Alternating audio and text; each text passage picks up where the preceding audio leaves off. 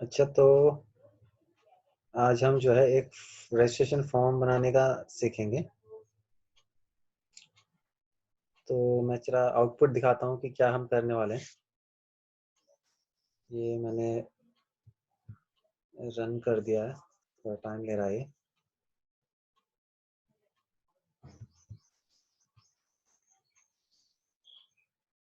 ठीक है, इस तरह का फॉर्म आएगा और इस तरह के फॉर्म को जब हम इसमें कुछ वैल्यू लिखेंगे, एंटर नेम जैसे मैंने दे दिया, पासवर्ड दे दिया, ईमेल दे दिया,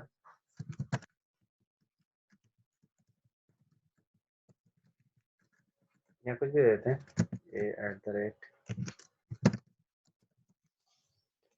मेल दे दिया, पोर्ट सेलेक्ट कर लिया, टर्म्स एंड कंडीशन और रजिस्टर। तो जैसे ही रजिस्टर पे क्लिक कर दिया तो वो डिटेल मेरी यहाँ पे आ गई। हालांकि अभी हमने डाटाबेस कनेक्टिविटी नहीं करी है ना, वो तो जब करेंगे तब हम सीखेंगे। अभी फिलहाल हम क्या कर रहे हैं कि हमने फॉर्म से डाटा भेजा और सर्वर ने उसको रेस्पॉन्स में हमारे वेब पेज पर प्रिंट कर दिया। तो इतना हम काम करने वाले हैं। ठीक है, तो मैं वापस आ जाता हूँ। यहाँ पे सबसे पहले हम क्या करते हैं, एक प्रोजेक्ट बना लेते हैं नया। इसको वेब एप्लीकेशन नेक्स्ट किया, यहाँ पे इसका नाम दे दिया SPDC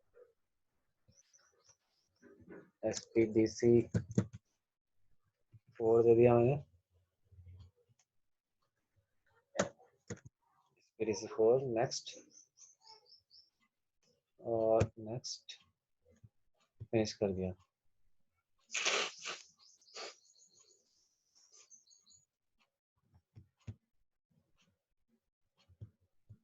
अच्छा, इसमें हम क्या करते हैं, एक पैकेज बना लेते हैं, जावा पैकेज form.practice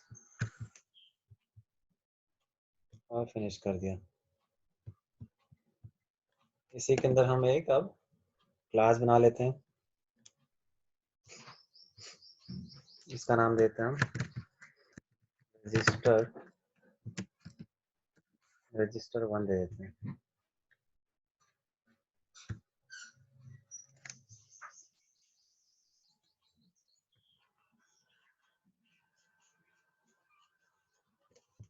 तो गड़बड़ हो गया, इसको दोबारा से बना देता हूँ।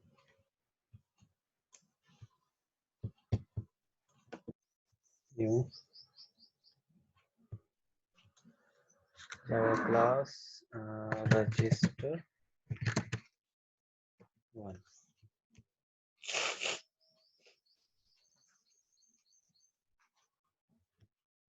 फिनिश कर दिया।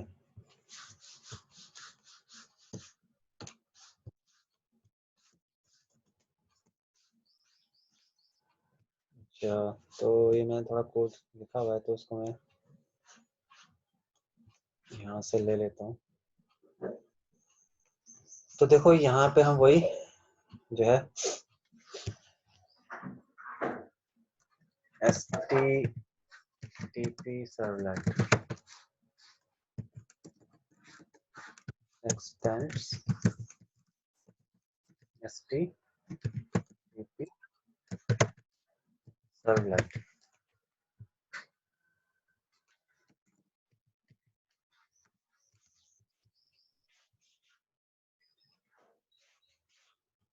यहाँ पे हम इंपोर्ट कर लेते हैं जरा, जावा x.सर्वलेट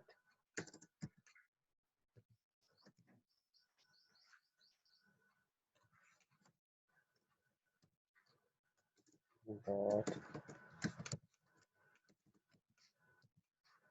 HTTP और HTTP सर्वलेट हमने इंपोर्ट कर लिया। इसके बाद में हम क्या करते हैं, ये फॉर्म जो हमने देखा था वहाँ पे, उसमें हम जो भी एंट्री है उसको पेस्ट कर रहे हैं, सॉरी सबमिट कर रहे हैं। तो सबमिट करने के लिए हमारे पास में एक मेथड होता है जिसको हम बोलते हैं डू पोस्ट मेथड। तो इसके लिए मैंने ये जो है यहाँ पे डू पोस्ट मेथड बना दिया है। अभी किधर है, क्रिएट क्लास http सर्वर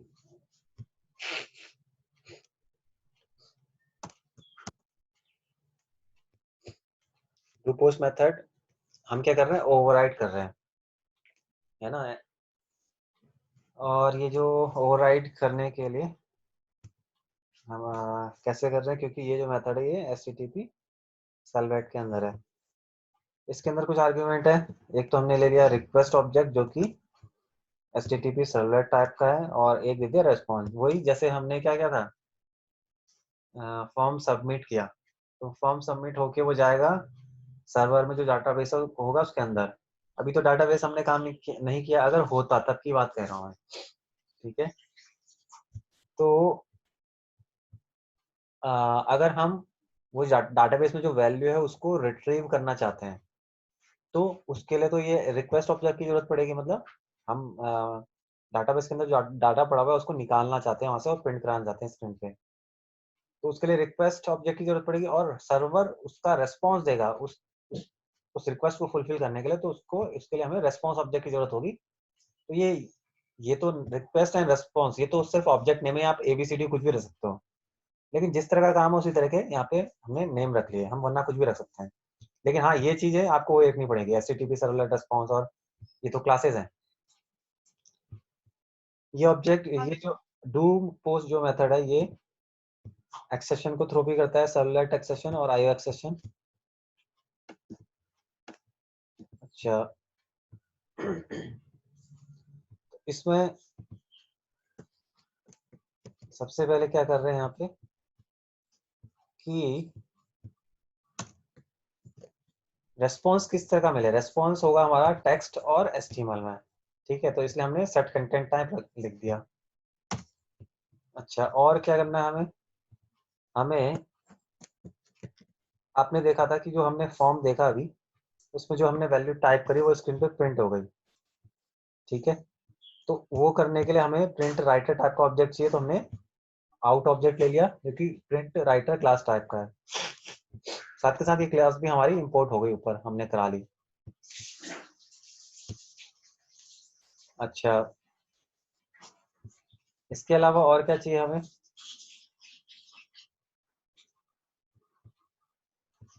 अब हमें एक मैसेज प्रिंट कराना चाहते हैं, तो हमने कहा आउट डॉट प्रिंटलन, ठीक है। ये आउट डॉट प्रिंटलन क्या करेगा, ये स्क्रीन पे मैसेज प्रिंट कर देगा।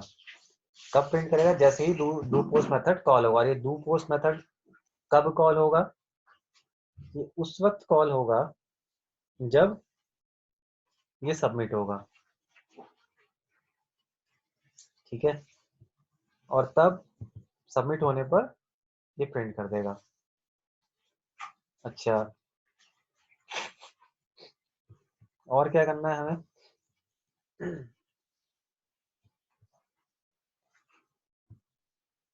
अच्छा, ये हमें कुछ चीजें और हमने यहाँ पे कोडिंग करी है। इस कोडिंग में मैं अभी आता हूँ, मैं चलो इसको कर ही देता हूँ।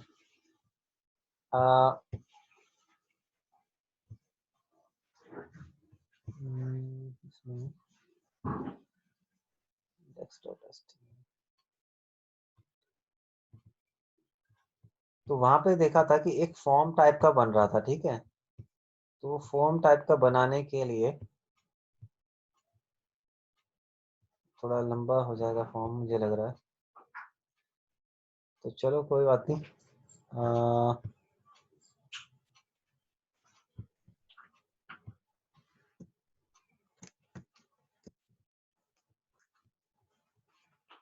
यहाँ पे क्या, मैं और पहले मैं फॉर्म की डिजाइनिंग कर लेते हैं, ठीक है। तो फॉर्म की डिजाइनिंग के लिए इसको हटा देता हूँ मैं।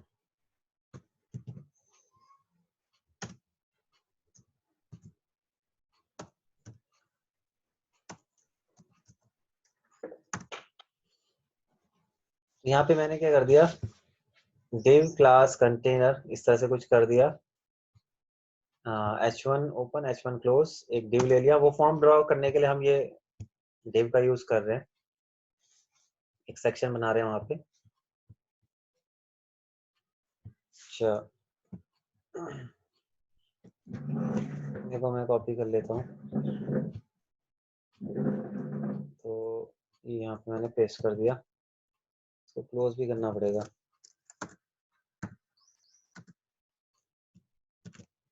ठीक है, तो इसको अगर मैं चला के दिखाऊं अभी, ये हमारा SPDC 4 के अंदर है हमें।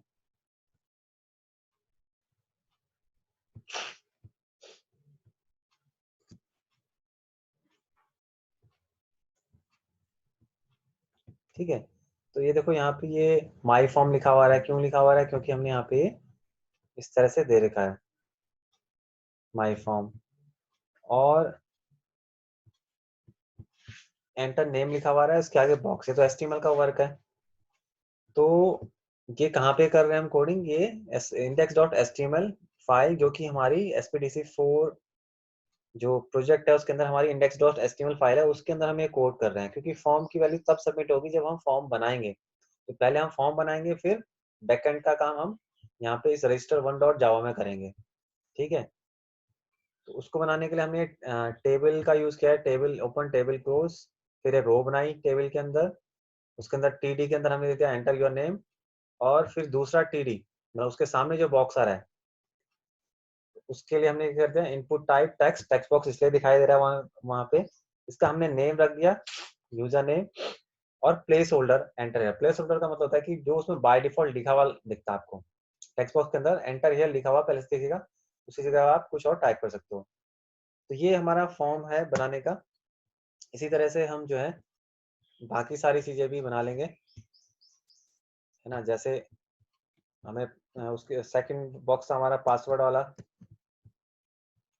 तो ये हमारा पासवर्ड बन जाएगा, है ना। ये दूसरी रो बना दी, दूसरी रो के अंदर TD दे दिया एंटर पासवर्ड, और उसके आगे हमें बॉक्स चाहिए था पासवर्ड वाला, तो हमने टाइप पासवर्ड दे दिया, नेम उसका दे दिया यूजर पासवर्ड, प्लेस ऑर्डर। तो इस तरह से हम पूरा फॉर्म बना देता हूँ, तब लास्ट में इकट्ठे ही समझा दूंगा।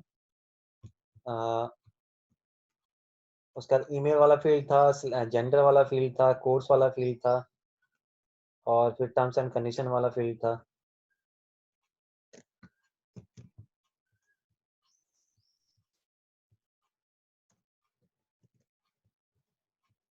ठीक है, तो ये हमने क्या कर दिया यहाँ पे, फॉर्म जो बना रहे हैं, जब हम HTML फॉर्म बनाते हैं, एंटर ईमेल बना दिया। ईमेल के लिए हमें जेंडर के लिए बना दिया। कोर्स के लिए हमने पता ही है कोर्स के लिए क्या होता है, सेलेक्ट टैग होता है, तो सेलेक्ट टैग के थ्रू हमने वो जो ड्रॉप डाउन लिस्ट बॉक्स आता है वो बना दिया। ठीक है, अब फॉर्म सबमिट हो जाए उसके लिए हमें बटन बनाना पड़ेगा। बटन बनाने के लिए तो यहाँ पे बटन टैग होता है HTML के अंदर, ये रहा button tag, open and close. और इसी तरह से रीसेट, रीसेट का मतलब होता है कि अगर जैसे रीसेट पे क्लिक करें तो फॉर्म की सारी वैल्यूज क्लीन हो जाए, ताकि बाद में हम उसमें नई वैल्यू डाल सकें। तो उसको भी मैं वहाँ पे रख देता हूँ।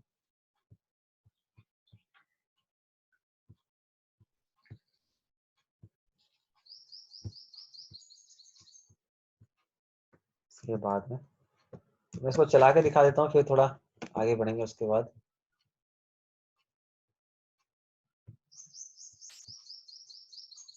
ठीक है, इस तरह से ये फॉर्म बन गया। लेकिन अभी फॉर्म ये जो थोड़ा है अनसिस्टमेटिक है ना। उसको थोड़ा सा और सही करने के लिए, जैसे बीच में आ जाए फॉर्म, बॉर्डर आ जाए, तो उसके लिए हम क्या करेंगे, जब HTML पढ़ी थी तो स्टाइल शीट भी पढ़ी होंगी, तो हम थोड़ा सा स्टाइल अप्लाई कर लेंगे। तो अभी जो स्टाइल में अप्लाई कर रहा हूँ वो इंटरनल स्टाइल की वजह से है। इसको कॉपी कर लिया और यहाँ पे इसके बाद में पेस्ट कर दिया। ठीक है, स्टाइल अप्लाई करने के लिए हमारे पास में क्या होता है, स्टाइल टैग होता है।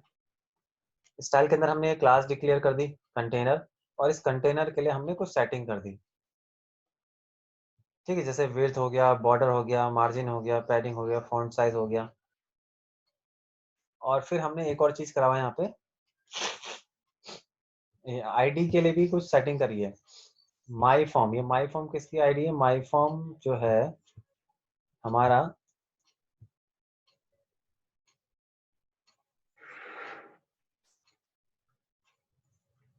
माई फॉर्म के अंदर जो है टेबल,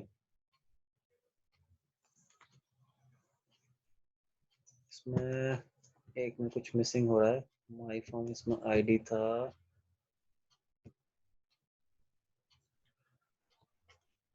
हाँ फॉर्म की आईडी है, ये छूट गया शायद, ये वाली लाइन छूट गई है, इसको मैं कॉपी कर लेता हूँ यहाँ से। फॉर्म गया, तो ये फॉर्म बनना था, तो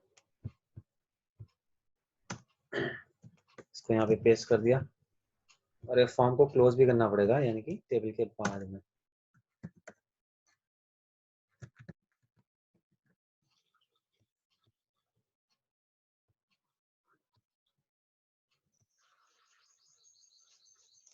पोस्ट है, और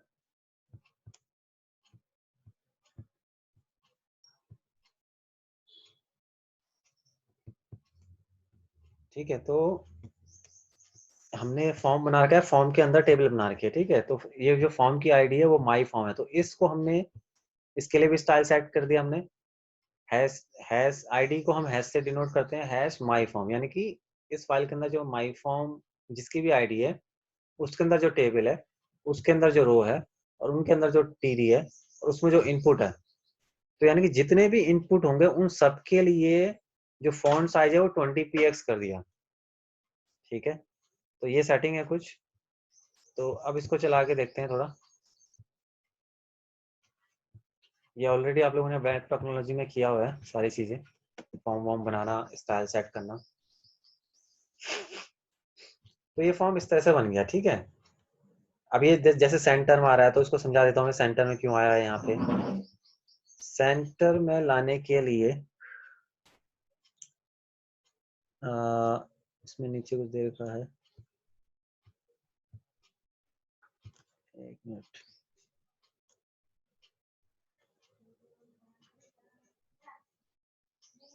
देखो इसमें हमने क्या किया था, एक तो विड्थ 30% कर दी थी। ये किसकी विड्थ और सेट हो रही है, कंटेनर की, यानी कि जिस भी सेक्शन में हम कंटेनर क्लास को इंक्लूड करेंगे उसकी विड्थ 30% रहेगी। जैसे अगर मैं इसको अभी 40% कर दूं, तो देखो क्या होगा,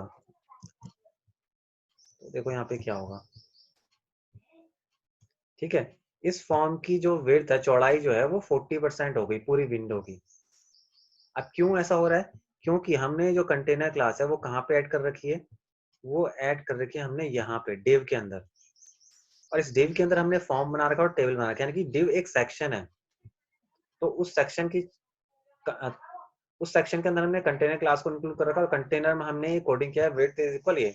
अब जैसे वहाँ पे बॉर्डर ब्लैक कलर में आ रहा है, तो इसलिए हमने क्या कर रखा है, यहाँ पे दे रखी है कोडिंग कंटेनर क्लास के अंदर बॉर्डर 1px सॉलिड। अगर आप इसको जो भी करोगे, जैसे रेड कर दिया, तो सेव कर लो, रिफ्रेश कर लो, तो वहां पे जो बॉर्डर है वो रेड हो जाएगा, ठीक है। ये देखो, तो ये तो स्टाइल है, ऑलरेडी हमने कर दिया, पहले ही पढ़ चुके हैं, इसलिए मैं इतना डिटेल में नहीं जा रहा उसमें, आपको पता ही है।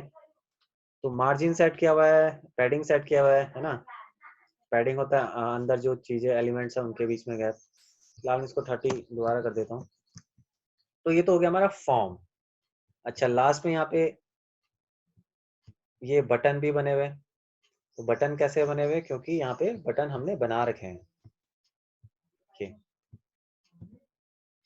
तो अब हम आते हैं उसी रजिस्टर डॉट जावा में, कि जैसे इसको सबमिट करें तो वो सबमिट हो जाए। डाटाबेस से कनेक्शन होता तो डाटाबेस में चले जाता हमारी वेबसाइट से। अभी तो फिलहाल वो नहीं है, तो अभी हम सिर्फ डू पोस्ट मेथड को समझने के लिए सिंपल इसको कर रहे हैं, सिंपल तरीके से। तो अब आगे बढ़ते हैं। यहाँ पे इतना था, तो यहाँ पे मैं इसको इकट्ठे कॉपी कर लेता हूँ यहाँ तक, और ये पहले से मैं इसलिए बना के रखता हूँ ताकि इस वक्त कोई दिक्कत ना आए, और जो है चीज़ें फटाफट हो जाएं, वरना टाइम लगता है, कई बार छोटी सी मिस्टेक हो जाती है, नज़र नहीं आती है। तो ऐसा ना हो इसलिए मैं पहले से कोड करके रखता हूँ। और फिर यहाँ पे जो है, तो यहाँ पे देखो क्या कर लिया हमने, एक ऑब्जेक्ट ले लिया, वेरिएबल ले लिया नेम, जो कि स्ट्रिंग टाइप का है। इसके अंदर क्या वैल्यू आ जाए, इसके अंदर देखो ये रिक्वेस्ट, रिक्वेस्ट क्या चीज है, रिक्वेस्ट ये रहा। रिक्वेस्ट एक ऑब्जेक्ट है जो कि request HTTP servlet request type का है। तो इसके थ्रू हम क्या करें कि इस ऑब्जेक्ट का हमने गेट पैरामीटर मेथड को कॉल किया, और हम कह रहे हैं यूजर नेम के को निकाल दे, यूजर नेम को निकाल के कहाँ पे स्टोर कर दे, नेम वाले वेरिएबल में स्टोर कर दिए। अब यूजर नेम है क्या, यूजर नेम आप देखोगे यहाँ जो index.html में है, हमारे पास में एक टेक्स्ट बॉक्स है, ठीक है, टेक्स्ट बॉक्स है, ये रहा इनपुट टाइप टेक्स्ट, इससे टेक्स्ट बॉक्स ही बनता है, इसका नाम यूजर नेम है। तो हम क्या कह रहे हैं, यूजर नेम से जो भी एंट्री होगी उस नेम को हम निकालेंगे और वो कहाँ पे स्टोर जाएगा, नेम वाले वेरिएबल में। तो जो फॉर्म पे हमारा टेक्स्ट बॉक्स बना हुआ है जिसका नाम यूजर नेम है, उस यूजर नेम की वैल्यू को निकालने के लिए हम रिक्वेस्ट ऑब्जेक्ट का यूज कर रहे हैं और इस ऑब्जेक्ट के थ्रू हम गेट पैरामीटर वाले मेथड को कॉल कर रहे हैं, ठीक है। तो इसलिए समझ गए कि हमें क्यों जरूरत है एक रिक्वेस्ट ऑब्जेक्ट की, ताकि जब है हमें डाटा निकालना हो तो हम रिक्वेस्ट ऑब्जेक्ट के थ्रू डाटा निकाल पाए। इसी तरह से पासवर्ड, हमने एक वेरिएबल ले लिया, इसके अंदर क्या स्टोर क्या आ जाए, फिर वही रिक्वेस्ट ऑब्जेक्ट का यूज किया, गेट पैरामीटर यूजर पासवर्ड, जिस भी टेक्स्ट बॉक्स, जिस भी बॉक्स का नाम यूजर पासवर्ड है उससे डाटा निकाल दे। तो उसके फॉर्म में नीचे हमने पासवर्ड वाला बॉक्स बना रखा है, उससे पासवर्ड निकल जाएगा, स्टोर हो जाएगा। तो इस तरह से यूजर ईमेल, यूजर जेंडर, ये सारी वैल्यूज जो है वहां से निकलेंगी और इसमें स्टोर हो जाएंगी, अलग अलग जो है हमारे लेफ्ट साइड में जो हमने वेरिएबल्स ले रखे। अब हम आगे बढ़ते हैं, तो यहाँ पे ये जो कोड है इसे मैं कॉपी कर लेता हूँ।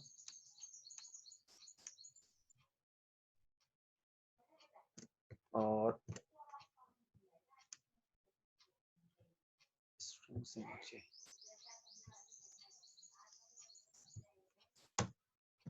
इसको मैंने यहाँ पे पेस्ट कर दिया, ठीक है। तो अब यहाँ पे देखो इस कोडिंग को समझते हैं। हमने क्या कर रखा है, if cond not equal to null, cond क्या चीज है, हम चाहे तो इसे हटा भी सकते हैं, ठीक है।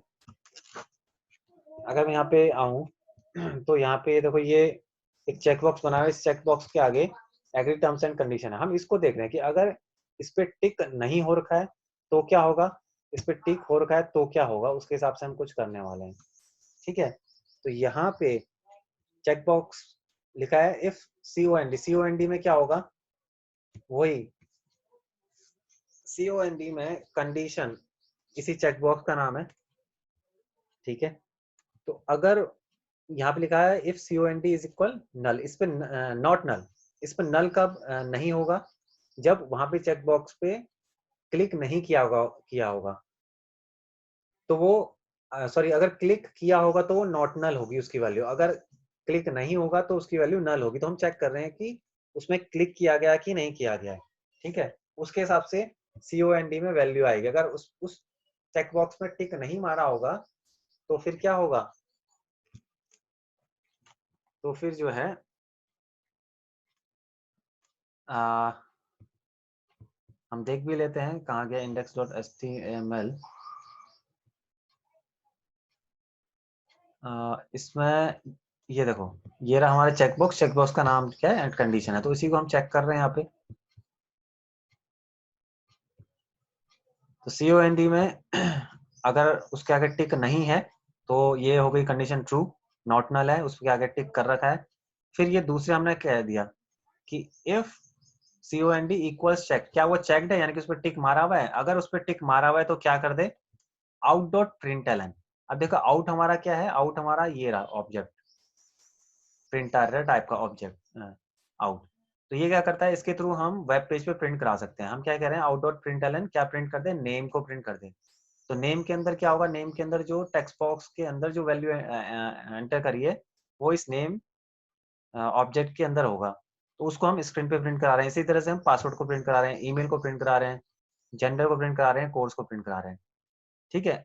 अगर ये कंडीशन फॉल्स होती है, अगर उसके आगे टिक नहीं है तो जाहिर सी बात है एल्स में जाएगा, क्या कर दे, out dot println you have not accepted terms and condition, ये आ जाए। तो चलो इसको चला के देख लेते हैं अब।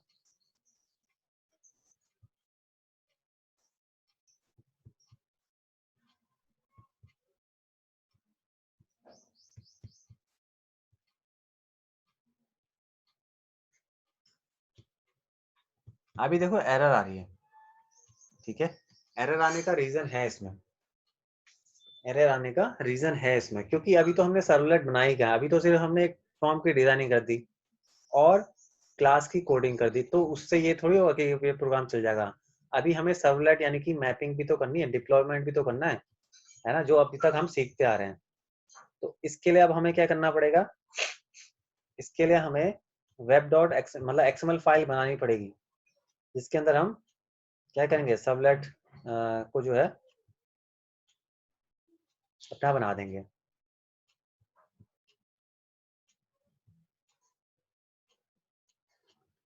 तो इसके लिए चलो मैं पहले यहाँ पे आ जाता हूँ। ये एसपीडीसी मेरा जो प्रोजेक्ट है वो हो गया, ये रहा इसके अंदर वेब आईएनएफ वाला फोल्डर, इसके अंदर न्यू में गए और स्टैंडर्ड डिप्लॉयमेंट डिस्क्रिप्टर इस पे क्लिक कर दिया, फिनिश पे क्लिक कर दिया। अब यहाँ पे हम गए सर्वलेट के अंदर और ये मैंने यहाँ पे इधर कॉपी कर दिया, ठीक है। तो सर्वलेट बनाने के लिए सर्वलेट टैग है, अब सर्वलेट का नाम दे दिया रजिस्टर, कुछ भी आप दे सकते हो, ठीक है। जैसे चलो मैंने सपोज REG कर दिया, ये नाम कुछ भी हो सकते हैं। अब इसके साथ में हमें क्लास को ऐड करना पड़ता है, ठीक है, ताकि जब ये सर्वलेट चले तो क्या हो जाए, उससे एसोसिएटेड क्लास से जाए। तो हमारी क्लास का नाम तो रजिस्टर है, तो ये जो है इसको मैं हटा देता हूँ और यहाँ पे REGISTR और इसके आगे कॉम डॉट प्रैक्टिस क्यों लिखा हुआ है, क्योंकि हमने जो पैकेज का नाम रखा हुआ है वो कॉम डॉट प्रैक्टिस ही रखा है। देख भी लेते हैं कॉम डॉट प्रैक्टिस ही है कि नहीं है, ये रहा, देखा कॉम डॉट प्रैक्टिस। तो ये भी आप कुछ भी दे सकते हैं। अच्छा, इसके बाद में हमें क्या करना है, उसकी मैपिंग करनी है, यानी कि URL पैटर्न ये सब कुछ देना हमें। तो मैंने दोबारा से इसको कॉपी कर लेता हूँ और पेस्ट कर दिया। तो सर्वलेट मैपिंग, तो किसकी मैपिंग करनी है, मैपिंग करनी है हमें REG, ये जो ऊपर हमने सर्वलेट का नाम रखा था उसकी मैपिंग करनी है, ठीक है। URL पैटर्न क्या दे दिया, URL पैटर्न हम दे देते हैं, कुछ भी दे सकते हो आप, सपोज मैंने दे दिया रन लिख दिया यहाँ पे, ठीक है। तो आपको ब्राउजर में रन लिखना पड़ेगा। तो अब चलो इसको चला के देख लेते हैं। ये फॉर्म आ गया यहाँ पे, मैं इसको कर देता हूँ रन। ये